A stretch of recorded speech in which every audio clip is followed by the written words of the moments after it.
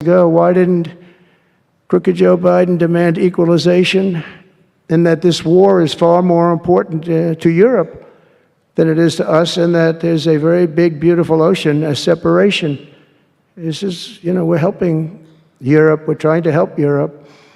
On top of this, Zelensky admits that half of the money that we sent them is missing. They don't know where the money is. He said, well, we don't know where half of it is. That's great, wonderful. He refuses to have elections. It's low in the real Ukrainian polls. I mean, how can you be high with every city is being demolished? It's hard to be high. Somebody said, oh, no, his polls are good. Give me a break. Every city is being demolished. They look like a demolition site, every single one of them. And the only thing he was really good at was playing Joe Biden like a fiddle. He played him like a fiddle. That's an expression we use, yes, sir, to say that he's pretty easy. A dictator without elections. Zelensky better move fast, or he's not going to have a country left. Got to move fast, because that war is going in the wrong direction. In the meantime, we're successfully negotiating an end to the war with Russia, something I'll admit that only Trump is going to be able to do in the Trump administration. We're going to be able to do it. I think Putin even admitted that. Biden never tried.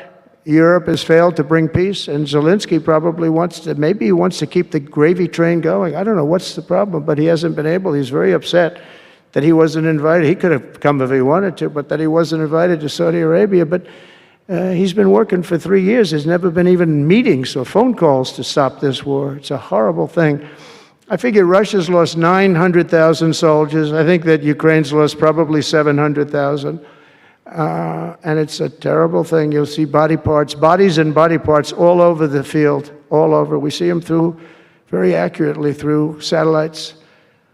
I love Ukraine, but Zelensky has done a terrible job. His country is shattered, and millions of people have unnecessarily died. And you can't bring a war to an end if you don't talk to both sides. You got to talk. They haven't been talking for 3 years. So we hope to see a ceasefire soon and to reestablish stability in Europe and the Middle East. Thank you very much. And as I've said before, it's my hope that my greatest legacy will be as a peacemaker and a unifier. That would be a great legacy. So in conclusion, the golden age of America is upon us, and I'm inviting everyone here today and every citizen across our land to take part in the most extraordinary period of peace, prosperity, growth, innovation, wealth creation, and expansion the world has ever seen. We're on our way. I mean, everyone's talking about us. 3 weeks. We're in there for a couple of days more than 3 weeks, and everyone's talking about it. You have to see the crowds of people outside.